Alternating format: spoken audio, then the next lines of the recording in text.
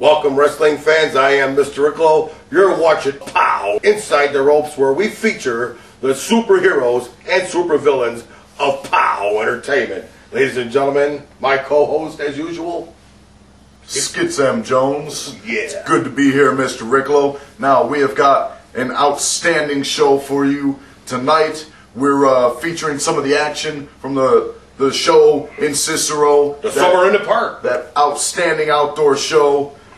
We've got, well, the Hellfire Symphony is going to be in action not once, but twice tonight. Interesting. Hellfire Symphony being led, of course, by Xavier the Faust, the god of Hellfire. Now, we have got a big story developing with this faction, which will develop over these two matches. To start it out, we're going to be seeing the great Malaki, who's been missing in action for some of the recent weeks, but he's back in action, back in POW Entertainment, as he's taking on the working class hero, Jack Carpenter. Interesting.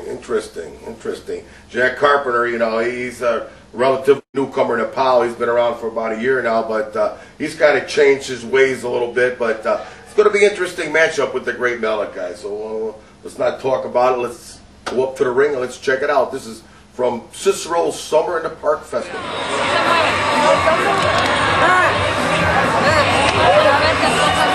Well, here comes one of your favorites. Xavier the Faust of Hellfire Symphony, and behind him we have the great Malaki and the great Cheyenne. Well, I see the fans here tonight are cheering him on. They're calling him the Weasel.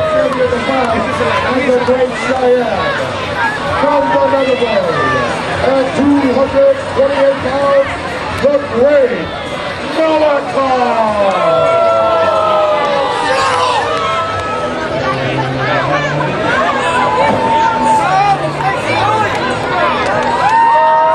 Pardon the pun, but here comes one of the journeymen of wrestling.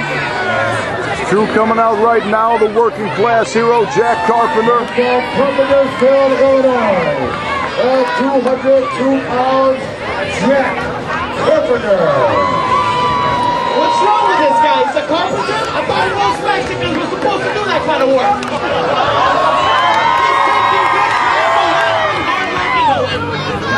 He's taking good care of a laboring, hard-working,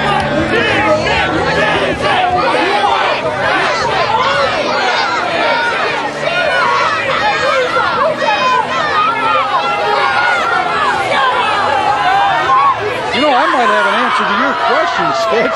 If you look at the great Cheyenne, her mouth has red around it. And the great Malaki looks like he's bleeding from his chest and his stomach area. I think she took a chunk out of his skin. That is entirely possible.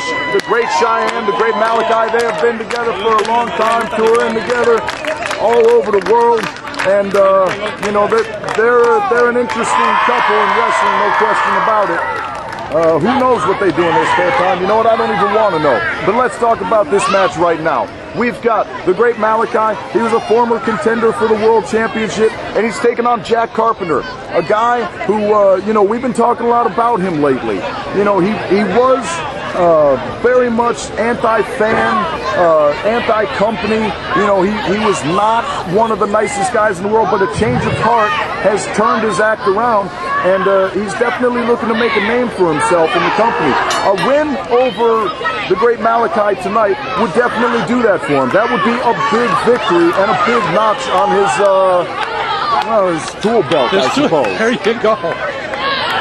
Boy, the puns are just rolling in tonight, huh, Skid? Well, someone's got to cover for Mr. Ricklow. He's not up here just yet, but hey, thank goodness for small favors. I'll tell you that right now.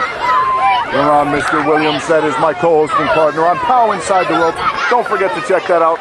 Cheap plug, you gotta like it. But here we go. The match is underway. Now, you gotta remember, as always, and again, another thing I talk about all the time, the Hellfire Symphony, they never travel alone. They always travel in packs.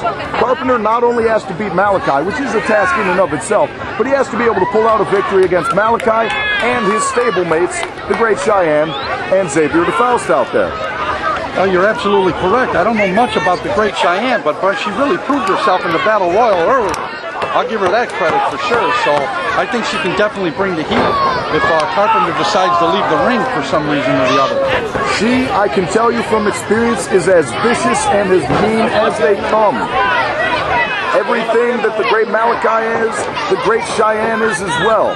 They are vicious, they are evil, they are sadistic, they are masochistic. And right now Malaki is showing his 6th streak, taking it to Jack Carpenter. Absolutely, man. He gave him a great forearm to the upper back there, and that just put him back on his knees right now. And and he rakes the eyelids of his boots against the face of Jack Carpenter.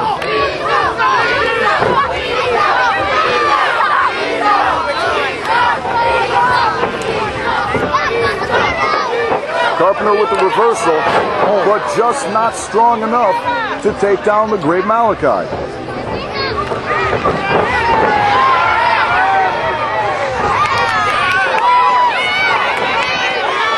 Jack Carpenter with a series of punches. Now he throws him against the rope in a nice clothesline, but it doesn't seem to phase the great Malaki. With another clothesline, he's still standing up. I don't know what it's going to take to put this guy down on his feet. Well, that just about did it. Malaki dropping to a knee, not enough to take him all the way down. Here's the thing about the great Malaki. He's not the biggest guy in the business. He's not even necessarily the strongest guy out there. But what he is freakishly strong in the way that only the criminally insane are. That's right, I said it. Criminally insane. This man is out of his mind. Just so you know, that's a rumor. I've never read that on the internet at all. I don't think he has any convictions. I have seen him light himself on fire on the way to the ring. He's come out bleeding. That doesn't necessarily make you a bad guy. Unless you're Iggy Pop, there is no reason for you to be bleeding before the show starts. Right now, here we have the great Malaki. He has definitely got Jack Carpenter at his mercy. Xavier DeFaust, very thrilled. The great Cheyenne, very happy about this turn. You know, the Hellfire Symphony, they have not been on the winning end of a lot of matches here of late. But the great Malaki has always kind of been one of the de facto leaders of the group. I mean, he's definitely one of the most formidable members of that team. So if anyone were going to pull out a victory here, it would be Malaki. And it's for reasons like that. Boot to the upper chin area. You know, we're in Cicero. There's an entire festival going on here. There's a carnival atmosphere. I'm sure they heard that boot all the way across 3 parking lots down over at the Midway. They heard that, questioned, shook their heads, and I bet they'll be on their way over here shortly. Yeah, speaking of the carnival, I was told that you were on the zipper earlier and you made the guy stop the ride so we can get off. That was only because I needed to come out here and start the show. So says you. I have no problems riding carnival rides. I hope they kept the $3 they charge you. No comment. Now, what is Malaki setting up for here? Oh, I'll tell you, I haven't seen that too often, but that's a vicious, vicious move. Now he's got one arm on him. Oh. Now, that was a big mistake on Malachi's part. Yes. A very nonchalant pin attempt. Yes. You know, you need to put your full weight on your opponent. You need to tie him up. If he can get even a quarter of an inch off the ground with one of those shoulders, that's all it takes to break up the pinfall. Not only that, I think he irritated his manager. I think there's going to be some stuff going on around back. There you go. Small package roll up. 1, 2, 3, and a 3 count. Oh, Jack Carpenter with an upset victory.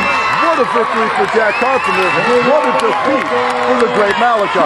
Oh, man, you're absolutely correct when you say the lack of concentration of do you win, that definitely done him in tonight.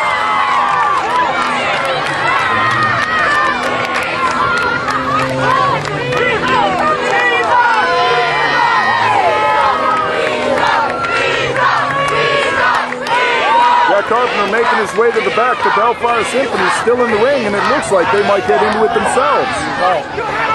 Here come Dayhawk, X-Con, Dynamite. Here comes the backup crew. Oh, and they don't even want to talk. They just jump right on the Great Malaki, and the Great Cheyenne gets pushed out of the way. I can't believe this. Stand down, Cheyenne! Stand down! Oh, he's being brutally attacked by the Sin-mates. Xavier DeFaust calling the shots, calling Dynamite and the Sin-mates to take apart Malaki. Cheyenne trying to stop them, but to no avail. Yeah, they're trying, but I think her voice is going unheard for sure, because they continue to cause havoc on this Great Malaki. If I heard correctly, Xavier DeFaust calling out that the Great Malaki is a weak link. Yeah, I heard that as well, and I think they're going to teach him a lesson. I don't think that his career is necessarily over with these guys, but I'll tell you right now, he's going to be taught a lesson. Oh, and he gets hit upside the head with that upside-down book.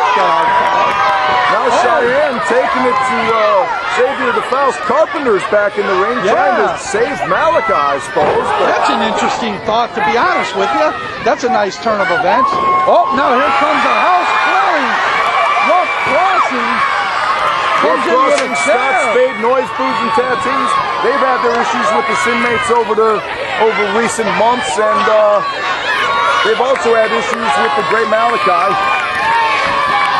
Dayhawk just dragging Cheyenne to the back. Xavier DeFaust in tow.